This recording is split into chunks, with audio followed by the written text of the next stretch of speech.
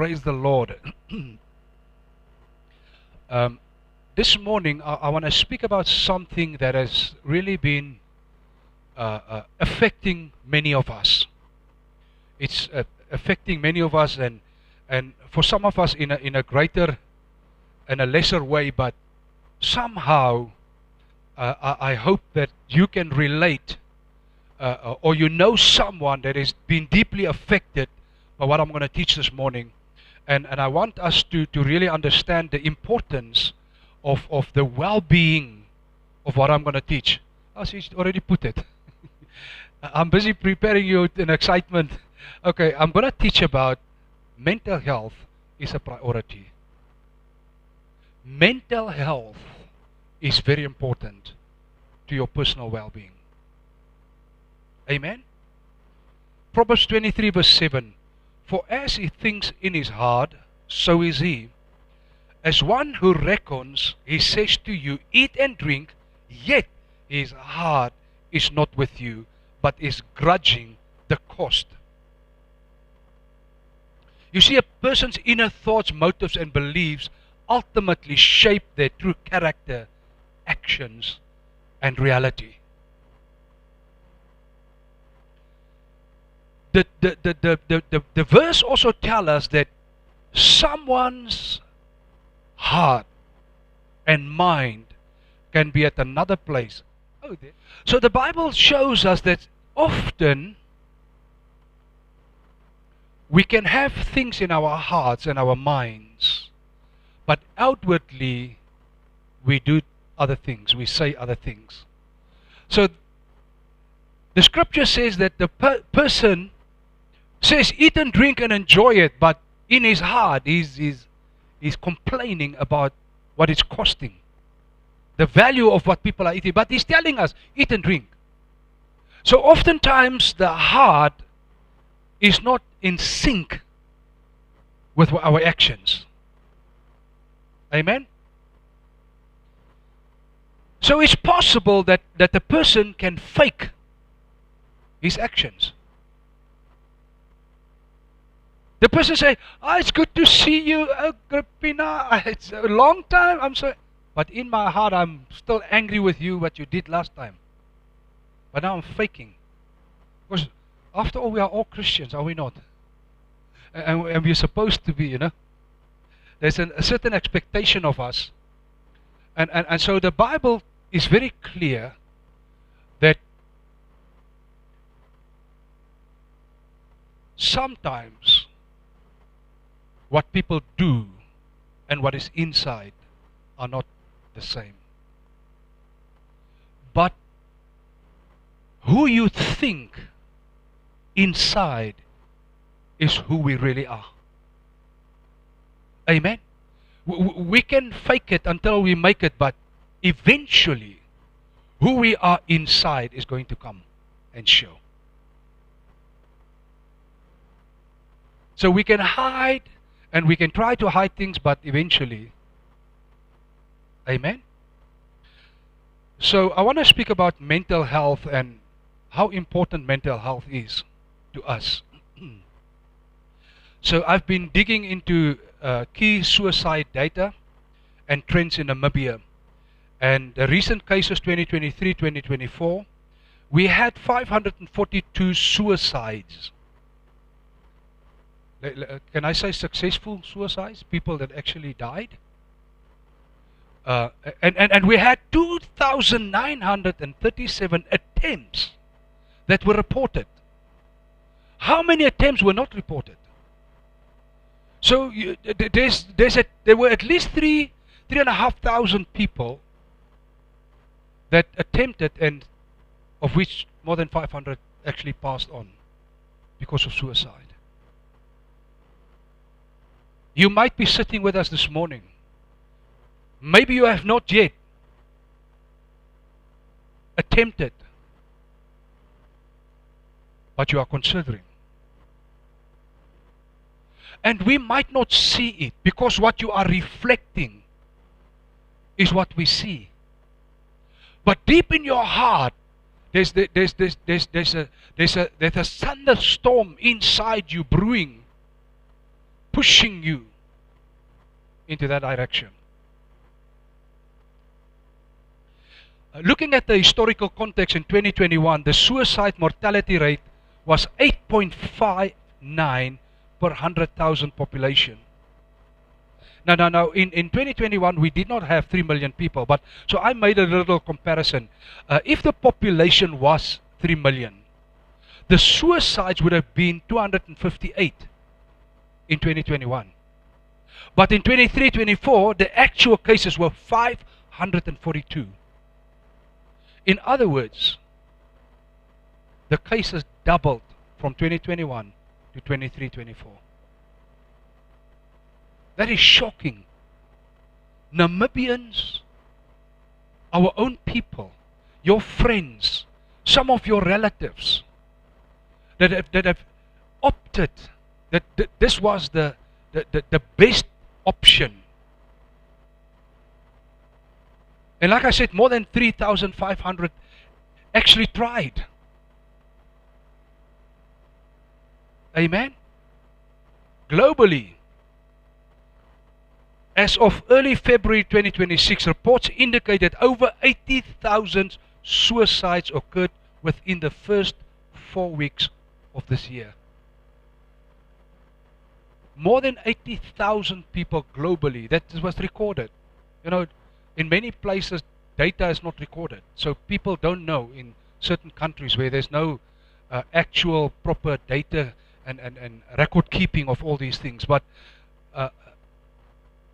can you imagine 80,000 people taking their own lives the first 4 weeks in 2026? It's loss of life. How many of these people were born again? How many of these people went to hell? The truth is that there's a dilemma, and the reason is mental health. And so as a believer, we need to understand how important it is to make sure that mentally you and I are well. We are healthy. The Bible says, may you prosper as what? As your soul prospers. But if your soul is sick, if your soul is tormented, how can you prosper? How can you make proper decisions?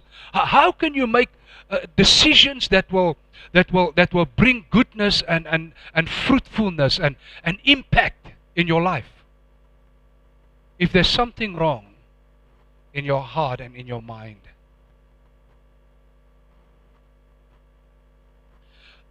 In Namibia, the key contributing factors to suicide, which were identified in studies and reports, it includes economic factors. Financial struggles, high unemployment, especially among the youth, poverty and debt are frequently cited as major triggers for suicidal behavior.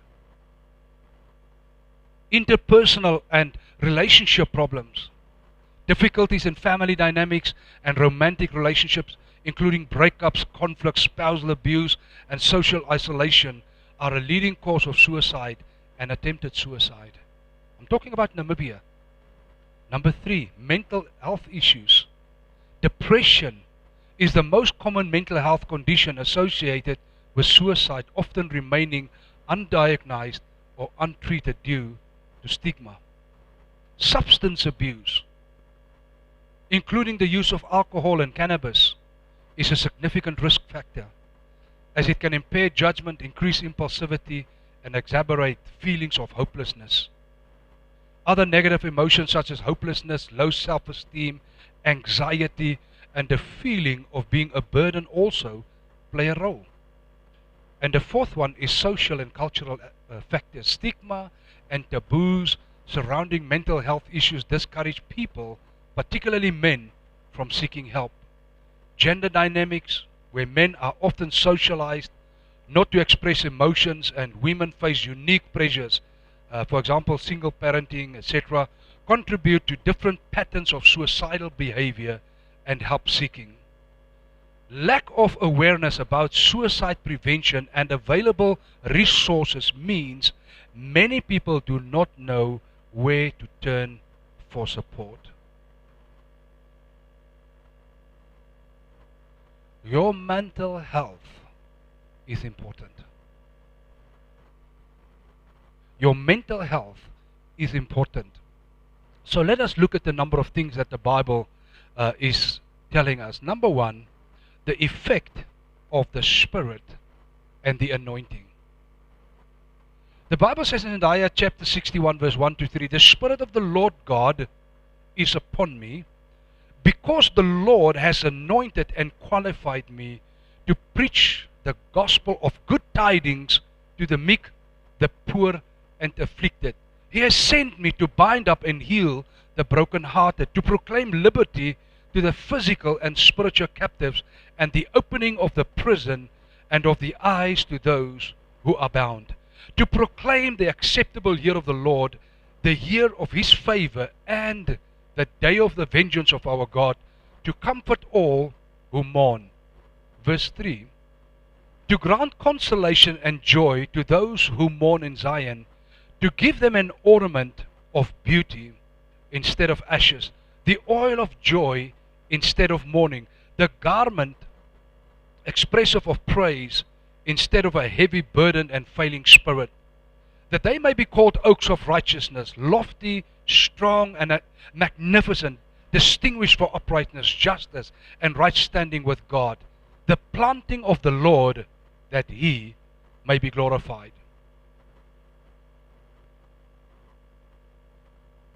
There's an effect of the Spirit of God and the anointing. Now the Bible says that when you become born again, God removes our hard heart, our stony heart, and He gives us a new heart. That new heart, that new spirit is the Holy Spirit dwelling and living inside of us. That distinguishes us from any other religion, is the fact that our God removes something stubborn and rebellious from us, and He gives us Himself to come and live in us, to help us, to help you, to help me. Amen? Now considering this, in a nation like Namibia, where we take our pride in saying we are a Christian nation, some statistics say more than 90% of our nation claim to be Christian. Now, if Christianity is the only religion where the God that they worship put Himself inside them, why does our nation look what it looks like? Why do we have this heartbreaking statistics of suicide and attempts of suicide in a nation where we claim we are Christian, in a nation where we claim we have our God living inside of us?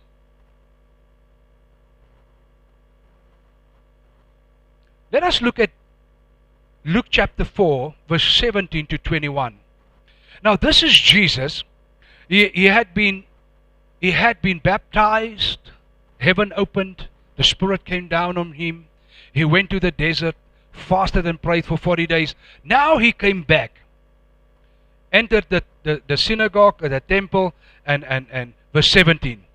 And there was handed to Him the roll of the book of the prophet Isaiah. He opened the book and found the place where it was written. So He opened Isaiah 61. The place that says, the Spirit of the Lord is upon me, because He has anointed me, the anointed one, the Messiah, to preach the good news to the poor. He has sent me to announce release to the captives and recovery of sight to the blind, to send forth as delivered those who are oppressed, who are downtrodden, bruised, crushed, and broken down by calamity, to proclaim the accepted and acceptable year of the Lord, the day when salvation and the free favors of God profusely abound. Then he rolled up the book and gave it back to the attendant and sat down. And the eyes of all in the synagogue were gazing attentively at him. Verse 21. And he began to speak to them, today, this scripture has been fulfilled while you are present and hearing. So Jesus told them, you will see that the Spirit of God is upon me. You will see the effect of the anointing that's upon me. And the effect and the influence of the Spirit and the anointing is to bring good news to those who are troubled. Secondly, it will set people who are crushed down, people in depression, people who are oppressed, people who are struggling inside, will be set free. That is the impact and the influence of the Spirit of God and the anointing. So looking at Namibia, and we say we are a Christian nation, how is it possible that 3,500 people have attempted to, and of which more than 500 have actually committed suicide in 23-24? If what Jesus has said is the truth about the Holy Spirit,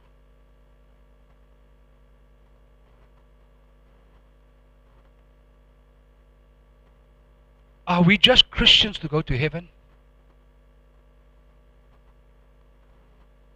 Or are we Christians that understand the dynamics of true Christianity? How often did you and I sit down and talk to people, or had been in a conversation, and somewhere inside you, you had a little awareness that this person is emotionally in trouble, or this person is mentally not in a good place? How often